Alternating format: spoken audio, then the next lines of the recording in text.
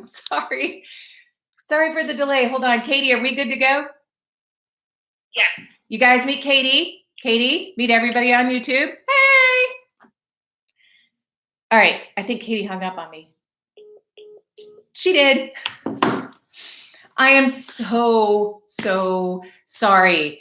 I am supposed to be in my pretty booth. And we couldn't get that to work. So here, welcome to my office. I am so glad everybody's here. Thank you for your patience. Thank you for making the time today. Hi from Philly. Oh, from Boston. My family and I love Boston, Todd. Oh, it's so great to see all these people here. Thank you for Joey. Oh, big hug. Thank you guys for coming. Thank you for, like I said, your patience. I'm a little bit nervous and made a little bit worse by all the scrambling we've been having to do here for the last few minutes. So great. Thank you, Backstage, for caring for the performing arts community and bringing these sorts of things together so that we can all share information and help each other out and support our fellow voiceover thespians, whatever you decide to call yourself. I just call myself a voice talent. In case you didn't know, which you may not, since there's a lot of names I don't recognize on here. My name is Kelley Buttrick, and I am a professional voiceover talent. I have a business name, KB Voiceovers. We'll get to that in a little bit. And when Backstage asked if I'd be willing to do a webinar, I got really excited because my pre-VO life is in PR, marketing, and media. That's what I did for a very, very long time. Certainly longer than my hair shows, because I did have to use that powder stuff to get the gray out. I don't know if any of you other ladies are dealing with that COVID hair. So let's talk marketing. I learned so many great things, not just at UGA, go Dogs, but in PR, marketing, and media. And it's those things that I learned that I was able to build my business on. And I'm going to share some of those things with you today, and I really hope it helps. I hope it works. If I forget at the end to ask you, please, if you try something and it works, or even if it doesn't work, let me know. I really would like to know if this has helped you in some way. And my email address is kb@kbvoiceovers.com, or on social media, I'm pretty much KB Voiceovers everywhere. Now, let's get to work. Let's talk marketing. I love what we all do. Obviously, you guys do too. That's why we're here, is we're looking for ways to grow that and increase doing what we love, which is voiceover. So let's start with some basic premises that we're going to operate on. Get over the fact that it looks like you're bragging. Because folks, we are our brands. We can do branding exercises. We can ask our clients. We can put stuff out there on Facebook. What 3 words describe me? All of that is fine and well and fun. But the fact is we, all right? So Regina, Saskia, hey, Bill, Alexis, the real Renee, Opal, Brooke. You are all your own brands, just like Kelley Buttrick is her own brand. We are our own brands. Oh, hey, Marjorie. So we are our own brands. Bill is his own brand. Saskia is her own brand. Marjorie is her own brand. Get over the fact that you feel like you're bragging. What I'm going to share with you today, I promise you, is not going to embarrass your mom because she didn't raise a bragger. But own that you are your own brand. We cannot hide behind a brick and mortar store. We can't hide behind a big logo. We are our brand. Everybody get that? Cool. Another thing to keep in mind, people buy from people they know, like, and trust. And you will hear me use those 3 words a lot today. Know, like, and trust. People buy from people. Remember, we are people and we are our own brands. They know, like, and trust.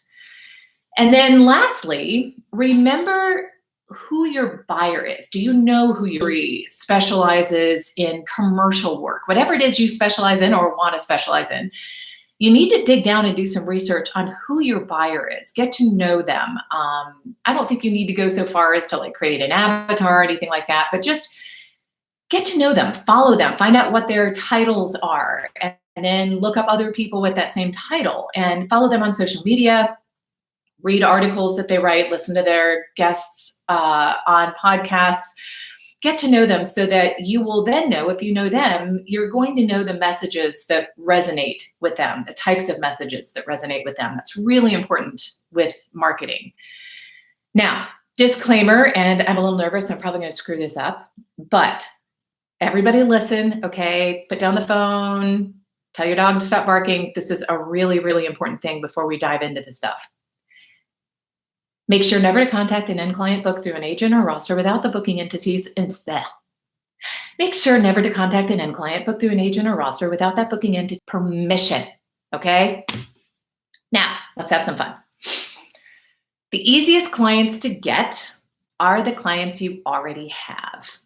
And that's not just a meme saying it, it's really truth. So when you're looking to grow your business, hit repeat. How do you do that? Well, there's lots of ways that you can stay top of mind with your clients. And Lisa Granshaw, who is the editor of Backstage, I think published an article I wrote yesterday that goes into a lot more detail than we have time for today. So you may want to check that out. But ways that you can stay top of mind. Go ahead, grab a pen and paper, write a thank you note. It's totally old school and clients love it. Write a thank you note. Next time when life gets back to normal and you have a session or you're allowed to bake again, send something you make or bring something to a session that you make. Or if your area is known for something, Michigan's known for cherries. And one time I sent Michigan sweet cherries to a bunch of my clients. It just was a treat, kind of something fun. Share their posts on social media. It puts you on their radar. They're like, oh, that was real. It was basically do not contact an end client that you have booked through an agent or roster or any booking entity without that entity's permission first. So hopefully you got that. Oh, there we go. So if I am a client and Laura decides to share something of mine, that's just examples in my booth. I don't have it now. Marketing is a mug with your name on it. That is not a gift. That is a marketing piece to it. Sorry, I'm working from notes. Email a client an article. Have you read something recently that made you think of a client? Say you have a client who is an avid golfer and maybe you read, here are exercises you can do while you're stuck at home to keep your golf game strong. Go ahead and send it to that client with just a note going, hey, I know you're stuck at home and thought of you when I saw this article. I also want to mention before we leave this point about staying top of mind is newsletters. Newsletters are a really easy way to stay top of mind with your clients. If you can personalize it and say, you know, do on Google, I'm sure that a lot of the email providers also have that information for you. I personally use MailChimp. I use a paid MailChimp subscription, so I don't have their stuff on the bottom, and I really like it. Stay away from salesy content. Are we retail stores? No, don't behave like a retail store, okay? You don't act like one. So what do you put in your newsletter if you're not going to be, you know, doing a fire sale? What you put in your newsletter is something that is either entertaining or informative. So think about that when you send it off. It is okay at the bottom to have a signature line, and I'm going to dive into signature lines in just a bit. And basically that's going to be, that gives all the information they need. It's got your website, it's got your phone number, your email address, and you can put like a little call to action. Again, don't make it really salesy, like book me now, but maybe something like, feel free to share this with your friends, or click here to hear my new demo, something along those lines. Again, just not in your face salesy. Question for you, everyone you know. When I say everyone, people, I'm talking your parents, your uncle's sister's cousin, like a resume. The live element of us chatting here is going unnoticed. Actually, Danny, it's not. I'm looking. Hey, how are you? So I'm just going to keep going, you guys. And I'm just going to keep going since this is going to be reposted, I guess. And then hopefully things will catch up. And if not, we will address this another time. So really sorry about that. So question, does everybody you know what you do? The reason I asked you that question, I'm talking everybody in your family, is because it's really important. And you would be so surprised at how many jobs are booked just because somebody was sitting around a cocktail with another friend saying, oh my God, my corporation has to do e-learning now. Nobody's going to be going anywhere. And the person on the other side of that Zoom cocktail is going, wow, well, I know Lorna Perez, and she is a great voice talent. She would be great to do your e-learning for you. So how do you let everybody you know what you do without coming off like a total cheese ball? Because we don't want to be cheese balls. Again, we don't want to embarrass mom, right? So drop it into conversations. What we do is really interesting. People are going to remember it. All you have to say is voiceover and people will remember. So say, for example, you are at the gas station, because that seems to be the only place that we see other people. Or maybe, oh, I get it. Maybe you're walking around your neighborhood and your neighbor is out in the yard with their kids and they come up to the end of the yard and you're 6 feet apart and you're talking, catching, oh, I can see that, but lucky for me, I've been working from home for 10 years. So it's worked out great. Well, your neighbor, just out of politeness, is going to say, well, wow, what do you do that you can work from home? And you say, I'm a voiceover talent. What do you do that you're now having to work from home? Always turn the conversation back to them. If you become the best conversationalist, if you get people talking about themselves. Your neighbor is going to remember that you do voiceover. And the next time your neighbor hears the word voiceover, they're going to be thinking of you and they will put you out there. Trust me, I booked a big gig and a longtime client because my dad was in a fishing tournament with some guy who owned a production studio in Michigan. It was really cool. Email signature, again, we're going to get to that. That's a great way to make sure everybody you know knows what you do. Social posts, it's a great way to make sure everybody you know knows what you do. And we're going to get into that because your social media outlets are your storefront. And I think it was Melanie Volz with ACM put something really interesting out there, a really great tip that basically said, don't put anything on social media you wouldn't cover in an interview, that you wouldn't talk about in an interview. It was a brilliant words of advice from Melanie, because your storefront is your resume. It is your storefront. So make sure that what you're putting out there genuinely reflects you as somebody that they want to know, like, and trust. So how do you post on Facebook to make sure everybody you know knows what you do in a way that is passionate, but not pompous, right? So one way to do this is to promote others. It seems counterintuitive for marketing that you would promote your competition, but hear me now, people, your voice. So Jilliana, Caroline, Stacy, George, Marjorie, William, Bolton, okay? Nobody sounds like you guys. It is okay to promote somebody else who is a voiceover talent. It's great. It's goodwill. It's really good juju. Again, it makes you somebody likable, know, like, and trust. It helps with your trust factor because it shows that you know other talented people, so you must be talented too, okay? And obviously it's a know factor. Everybody you know needs to know what you do, and they will if you're talking about how great your colleagues are. So for example, that painting back there, that painting was done by another voiceover talent named Jackie Fell. She is an incredible talent.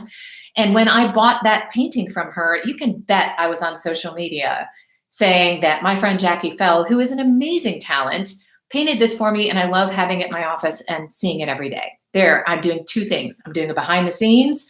I am talking about Jackie Fell, and it's still showing people what I do for a living. Share a personal story. We all love stories. Everybody loves stories. Everybody in your social audience loves stories. Share a personal story about who inspires you, how much you love working with that particular coach or agent or colleague, what the demo process was like for you. Share that. Another one, and it's really hard posting on social media, is it's okay to fail publicly. It helps people know you. I think it really helps with the trust factor because you're not always showing the highlight reel. Now, I'm not talking about getting on there and being like, woe is me, I didn't get to go on vacation. Nothing like that. Let's just say, go look up KB for Jeep.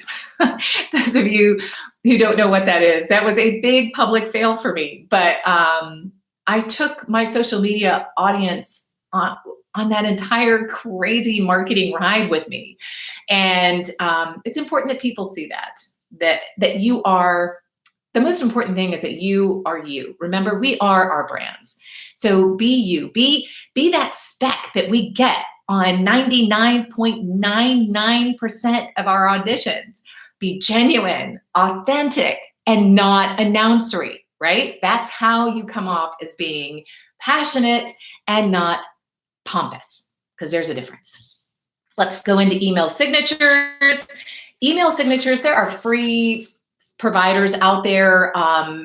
You can pay for them. I use New Old Stamp. I paid to do it. And in an email signature, you should have an email signature on every email you send. And the email signatures can be done automatically. Basically, that does the bragging for you on every single email. It's also a great way to make sure everybody you know knows what you do because it's down there. What's in your email signature? Well, at the very minimum, your name, if you have a business name, your business name, your email, phone number, website, minimum. But it's also nice to maybe add a testimonial, or my friend Tiffany Morgan, who is, again, stellar talent in the Atlanta area. She always has the coolest quotes on there. They're just really neat and inspiring and very much indicative of the neat, inspiring person that Tiffany is. Some people, like I list recent clients, and I probably update that every month or so. You can put your social media links on there sometimes. Some of the paid ones allow you to actually put links to your website. But don't waste this free, awesome opportunity to have a little billboard, a little display ad on every single one of your emails. Another side note, and I don't want to come off mean, buy the dang URL. Yo, this is $20. $20. Buy the URL, okay? Don't be janedoe@gmail.com. Yes, it's okay to have that email. I've got Kelley Buttrick at email.com that, I use for like buying stuff online. But when you are a professional, you need to have a professional email, not even janedoevo. Caveat, if you have a funky name like I do, I have an extra E in Kelley and there is no E in Buttrick. I chose the name KB Voiceovers because it's not catchy, it's not exciting and cool and sexy and awesome, but you know what? KB, Kelley Buttrick, Voiceovers, that's what I do. It's memorable, it's easy, and my email address is kb@kbvoiceovers.com because everybody spells Kelley and Buttrick wrong. All right, last thing I want to talk to you guys about is how to write a pitch letter. So a pitch letter is for media outlets, podcasts, blogs. In general, you're pitching them on a story. So think about some places that you could send a pitch letter where you're pitching your idea for a story. Here are the things to keep in mind. One, know who you're pitching. And the way to know them is to follow them. I also suggest that you engage with them on social media. Share their stories, share their podcasts, share their blogs, so that when you do contact them, your name is not completely unfamiliar to them. They can at least go back and be like, do I know this person? Why do they sound familiar? It will make them pause for a minute before they ditch your pitch. Oh, sorry, I skipped ahead. Keep it short. Keep it really, really, really, really short. Okay. Nobody has time for that. I know that I am so guilty of making things too long. Make it short. And remember, it's about them, not about you. And I know that seems counterintuitive to what I just told you about you being your brand. But when you are pitching your idea for a story, it needs to be meeting a need that they have. So, an example, let's say that, and I'm kind of winging this one here. I'm going to send something to my alumni magazine, and they like to cover alumni, right? So, Dear Jane, always use a first name, Dear Jane. Don't do Dear Editor of UGA Alumni Magazine. Okay, make it personal. Dear Jane, I absolutely loved the piece you wrote on creative offices of the Grady School of Journalism grads, the people who own agencies and what those and how they were built for productivity. It was incredible. Now that those same creatives are working from home, I would love to talk about how to set up the issues, the topics that they cover, things that are important to them. You share your hook, your idea, get their interest. Then you do 2, 3 at most sentences. I'm not talking run-on sentences, people. Short sentences that establish your credibility. Why should they consider you? So that next paragraph would be something like, having worked from home for the past 10 years in a creative industry, I am well versed in how to set up a creative office free of distractions, like your dog barking outside. Then a close, I'm weak. I don't do, it freaks me out to be like, I'll call you next week. I personally just say things like, hope to hear from you soon, or I'll shoot you another email in a couple weeks, something along those lines. And then if you do follow up, I always recommend following up after hours. Call, if it's an office, like a traditional media outlet, call after hours so that you can just leave a message. It's just easier time-wise. And heck, you're a voiceover talent. You should be good at that. Here's another little trick. Pay attention to this one, because if you get it wrong, it could really mess you up. If you are pitching a blog or a podcast, somewhere in your pitch, offer to share it across your social media channels.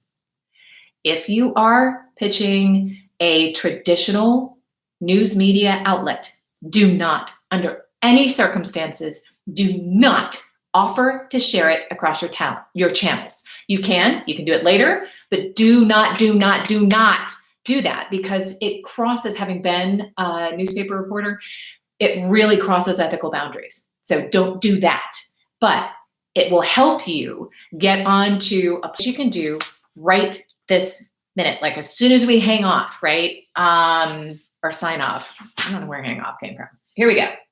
Identify your buyers, follow them on social media. Don't get overwhelmed, people. Just, a couple a day, okay? Touch base with an existing client in a completely non-salesy way. You can hang up this YouTube live, contact an old client you haven't heard from in a while. Don't say anything salesy. Hey, Jane, I noticed that so many people in creative industries are having to set up their offices from home. How are you doing? I remember when I came to your office, it was so cool, had so many great spaces. How are you doing at home with the kids? Maybe in the chat, if any of you use some of the free email signature providers, will you share that? I don't know if that will be in the replay or whatever happens next, but go ahead and share that so that we can help each other out with that. Again, I use New Old Stamp, but it's paid. Today, you can start a newsletter to existing clients. You don't have to be a great writer. You don't have to do any of that. Maybe you just send an email out of you with your dog or headphones or something and just saying, hey, thinking of you during this crazy time. Happy to help with tips on how to work from home or how to stay free of distractions, something nice. Send a pitch letter. Think about it. Your alumni magazine, your local paper, one of your favorite podcasts. Think about it. Go ahead and send a pitch. It can't hurt. What are they going to say? No? We're voiceover talent people. We get told no every time we audition, right? Or, most of the time we audition. So we should be used to that. They say no, go on to the next one. Now, the last thing on the to-do list is to post something nice about somebody else in your industry. I would love to see, so I'm looking, okay, we've got Danny White, Tony Jackson. Oh, Tracy. Hey, Tracy, thanks for sharing Wise Stamp. By the way, Tracy offers a great class on LinkedIn. I gained so much from that. You guys may want to check it out. It's called the LinkedIn Edge. But, Bev, hey. So I might sit there, if I was going to post today, I'd be like, oh my gosh, it was so great. I am flattered to no end that the great Bev Standing came to the YouTube thing. This was awesome. Or Bev may put, why somebody else in our industry today? Oh, hey, Leah, hey. Oh, I love you too. Sorry, I don't get out much, so this is really cool to see this. You could even put, wow, thanks Backstage and Kelley Buttrick for doing this thing that none of us apparently could see in real time. Anyway, I am about to get all up in your business and start looking at questions, but there are a lot of things going on in here. So if you could maybe repost a question, I have a coach working with me at the moment. What else would you say I get before I try? Okay, Rocket Raccoon.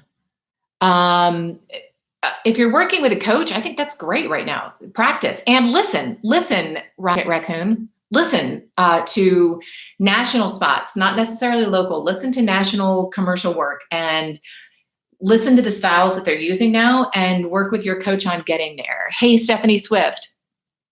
Yes. Rosie, I don't know if that's Rosie, Brian, or both of you guys, but yes, celebrating one another always feels good. Oh, thank you, Jeffrey Maxwell. So questions, can I talk about Source Connect or other resources we can have at home? Yes, I use Source Connect Standard. I love it. There are people who use IPDTL. I also have ISDN, but I've switched to virtual ISDN, which is also through Source Elements, which is where Source Connect is. A phone patch at the bare minimum. So I hope that helps.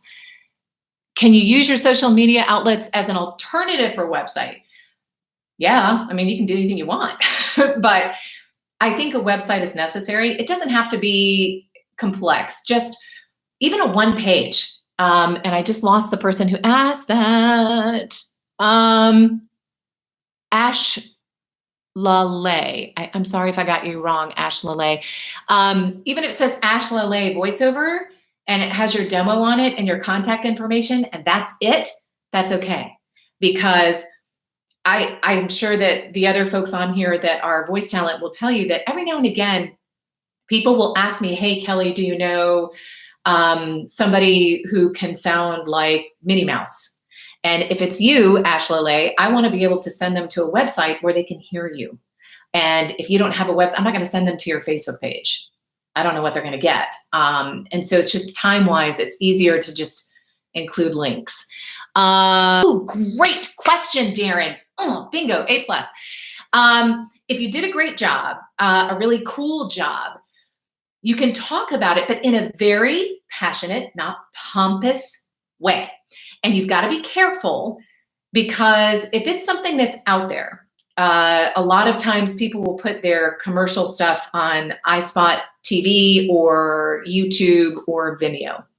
If somebody else has put that job out there publicly, I personally feel like you are okay to link to it and be like, oh my gosh, this was so much fun. I got to play the role of a lifetime. The director had me in stitches, but oh my gosh, I never knew I could sing with water in my mouth or, whatever it was you did for that role.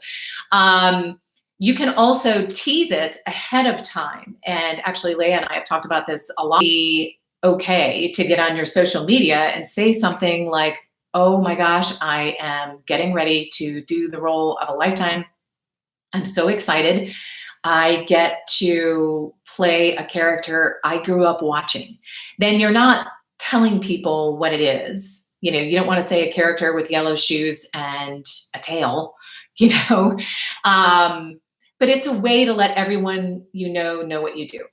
That said, I do not recommend going onto big voiceover groups, be it, voiceover pros on Facebook or, any of the big voiceover gathering places on social media, based on a demo or work that they posted in a voiceover group. Because another marketing point is we aren't marketing to each other, folks. We're marketing to our buyers. Yes, we get referrals from each other, but really we're not marketing to each other. When you're in the voiceover community, you really need to focus more on know, like, and trust, so that another voice talent knows you, likes you, and knows that they can trust you to do a good job for their client, and they can trust you with their client. I hope that answers your question, Darren. Should I take classes or can I work on my own? Lorna, hey, good question. It really depends, Lorna. You got to have more than a nice voice. If you're an actor, and then you got the hardest part of being a voiceover talent over with. If you're an actor, you know how to act. So I would recommend maybe taking a class where you can learn mic technique. I do highly recommend coaching. I worked with a coach. I've worked with many coaches. I still work with a coach. You need to know what's going on in the world. So yeah, I would say do it. The other thing, Lorna, is that this industry, as big as it is, there's 263 people on here right now. And this is just a, free webinar, whatever this is, Facebook Live. As big as our industry is, it is very small. So if you make a bad first impression, if you do a job and don't know mic technique, or you do a job and are basing that on your nice voice and you're not directable, you don't know how to respond to direction or change direction or deal with the fact that you may have 5 people giving you 5 different directions in a session. And if you can't handle that and you fail or disappoint the client, it's really difficult to recover from that. If you send out a substandard demo to an agent, if it's really bad, they're going to remember it. So I really recommend working with a pro and getting to know the industry before you jump in. World Voices Organization, I highly recommend it. Is a group of professionals, but they also offer a membership to people new to the industry. And as part of that, I think they offer mentoring. And that might be a really great place for those of you who are new to the industry. That might be a really great place for you to go and learn from people who are in the trenches and doing it. I am so incredibly grateful for the people who have mentored me throughout my career. They have really helped me avoid some missteps. Trust me, I have stepped in some really nasty smelling stuff. We all make mistakes, but having other people who had been there and walked around those cow pies before I did really helped me avoid most of them. Let's see. Rocket Raccoon. How could I not recognize a name like Rocket Raccoon? Really? All right. What gets you through the rejection? When you do an audition and you think, oh, I nailed it. I'm so excited. I'm going to nail that. It sucks, but I'll tell you a little trick that I did and still do that was really helpful to me, Jessica. And what that was when I first started, I wrote down every victory on, and I'm looking like it's still here. I'm not in my booth. I wrote down every victory on a legal pad of paper and I kept it right in my home studio. And I wrote down everything. Like if somebody said something nice about my demo, if I met somebody nice, if I had a good session, I would write down some kind of word, something that would make me think about that. And when I would feel down about myself, or I just would get disheartened, or even, in this day and age, when we're all kind of going through the malaise of not knowing what the future holds, it's good to read that and get that happy, good feeling in there. One of the other Backstage presenters, and her name is slipping my mind right now, I'm so sorry. I think she was the first one who did this live. She talked about a list of 50 things that being home during this time is going to 50 great things, 50 ways that being home during this time is going to help her business. And she says when she feels down, she reads that. So I'm like, I don't feel like doing it. Look over that right before your audition, because I swear to you, if you're feeling wonky like that or down, it does come through in your voice. I hope that helps, Jessica. Oh, thank you, man with a voice. I appreciate that. Thank you for your time. Can we connect with you personally? I just lost that. Somebody said, can we connect with you personally? Absolutely. I am on social media, mostly as KB Voiceovers. My name, Kelley, Kelley. Again, it's got the extra E. And Buttrick, like tricks you do with your butt. Trust me, he was really cute. He is still really cute, but that's how I got the name Buttrick, Buttrick. And I think everywhere I'm like at KB Voiceovers. Also, my email address is kb@kbvoiceovers.com. A school or website to help with acting voiceovers. If you're in the Atlanta area, I highly recommend the Atlanta Voiceover Studio. And I actually think they're doing a lot of their classes virtually now. Some of the best talent in Atlanta teach out of Atlanta Voiceover Studio. And if you are new to the business, I highly recommend you check them out. If you are an existing talent, I will, and I'm telling you to check them out because I've worked with them and I've worked with their instructors. I can only honestly speak to the coaches that I've worked with. Paul Armbruster was my coach. Still get emotional about it. And we lost him several years ago. But I continue to coach with Mary Lynn Wisner and Jeff Howell, and I have found them both to be absolutely stellar. All right. How do you win your opponent to have that opportunity? How do you get to win? How do you get to win? It's not a competition because you can't, we don't sound alike. So it's your buyers are comparing apples to oranges. Yes. Are there lots of middle-aged Caucasian suburban mom sounding voice talent? Heck yeah. I'd love to introduce you to my VO twin, Jody Krangle. But even though we sound similar, Jody and I still sound very different. And she'll win some jobs and I'll win some jobs. And that's okay. So I would recommend switching out of the competition mindset and embrace more of a, hey, we're all in this together. Let's support and collaborate mindset. Any tips for children? Yes, Lily, definitely children need coaching. You have to make sure they're directable, but I have noticed a trend. So Lisa Biggs is really such an expert in working with kids and Kid VO. And she has mentioned many times the trend to using real children rather than adults who sound like children. So I think it's a good time for kids to get in the industry. My daughter is a teenager. I have two daughters. One of them does voiceover, one doesn't. And my teenage daughter basically books work through my clients who know that I have a snarky teen. So when they have a snarky teen, it's really not a big stretch. How do you get jobs if they all require demo reels? Oh, who asked that? Anita.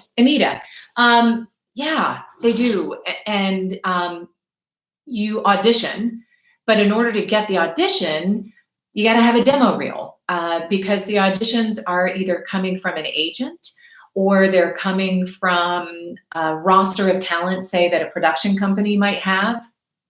That basically that roster means they've got your name, Anita, and your commercial demo, which is the recommended first demo for people. So yeah, you got to have a demo. It's going to open a lot of doors for you. And I know it's expensive.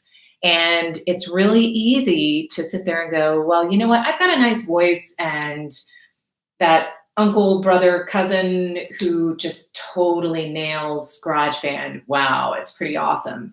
And they can throw one together for me and I'm going to make a killing. I don't recommend it. I really don't. Moving into voiceover, it's a fun job, but like any career, it takes an investment. Just like you on-camera actors, I'm sure there are plenty of you guys out there. You guys are investing in headshots, you're investing in reels, you're investing in promotional materials. We voiceover talent, we have to do the same thing, and don't do it halfway. I mean, your demo is your calling card. That's what's going to open doors. That's what's going to get you heard by the people who can give you work. Having a professionally produced demo is vital. It's absolutely vital. I warn you, there are a lot of people out there, some downright skeezy slime balls, some well-meaning, that will promise you the world. And they will say, hey, take all these classes and we'll do a demo for you for $250. And that just, it's so tempting to fall prey to that, but don't. All right, a good commercial demo these days is probably going to cost you, I'd say, anywhere from $500 to $2,000. And I know that is a bitter pill to swallow, sorry. But you got to have it. It's an investment. It's an investment in your job. And if it helps, sometimes you can think about how you pay for that, and you can pay for that with jobs that you book. I'll give a little tip here for those of you who are new that may help you earn money to pay for that demo, or to pay for that coaching, or to pay for that website. Telephony is its own animal.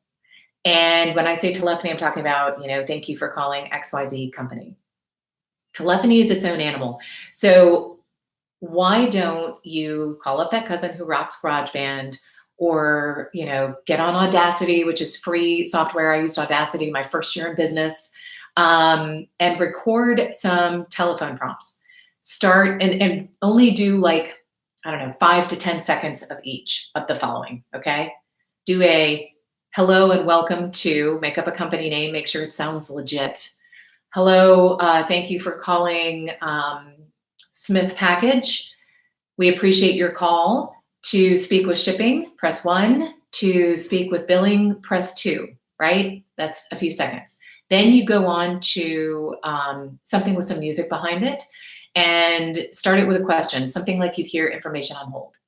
Did you know that the Wesleyan School is open to all religions?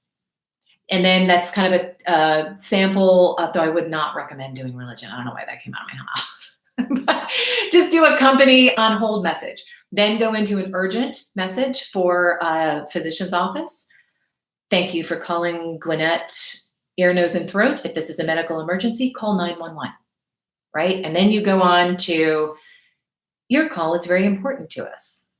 We will be with you shortly, something along those lines. And then end it with the way that a telephone thing may end. Put it together. And again, this is just for basic telephony. This is not something you're going to send to an agent. This is not something I recommend you putting out there.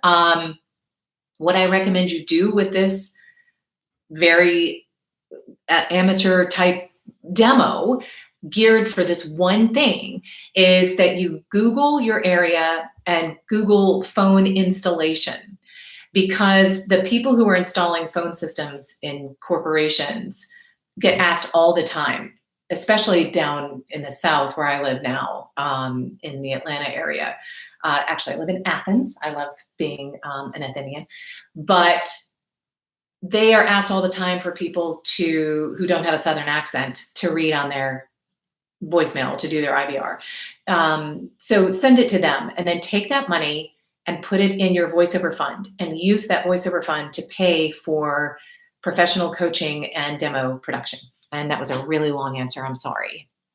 What mic do I have?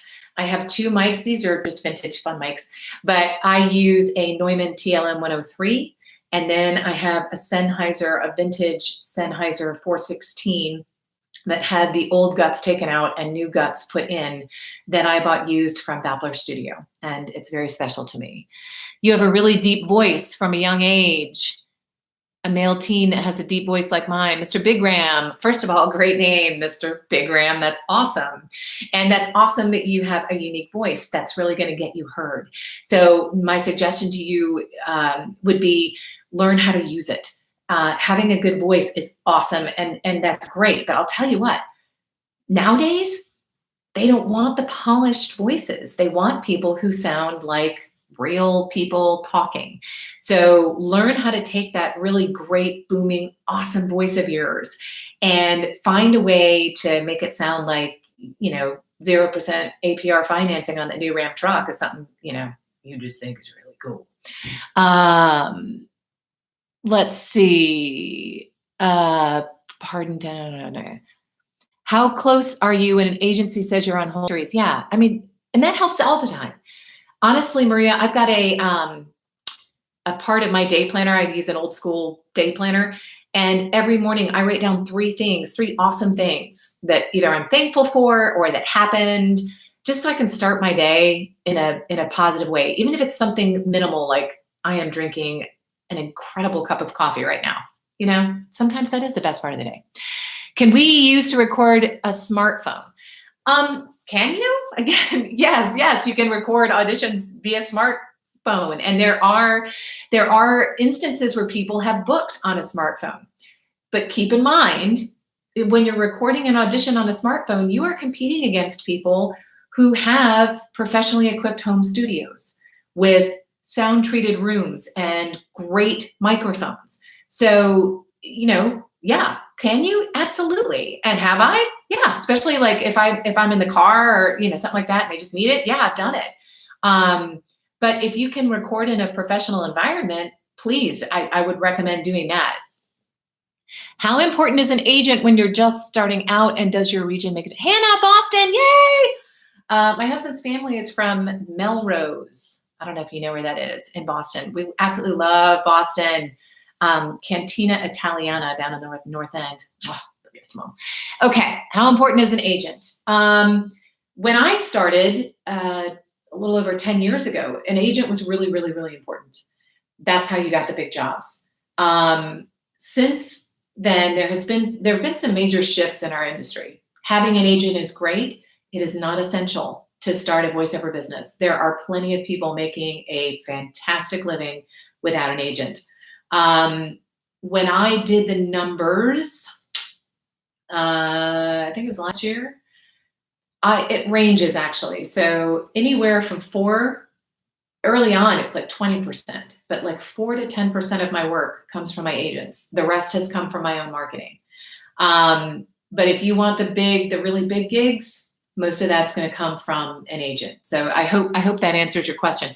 And it's easier to get an agent after you have some work under your belt, to, through your marketing efforts that you've been able to garner some work. Then you can go to an agent as a moneymaker, as somebody who can make that agent money, which is important. Chuck Duran, yes, he is fantastic. How important is it to be versatile at voices as opposed to a specialist in a certain area? Who was it who asked that? Kate. Well, Kate, I don't do a lot of voices.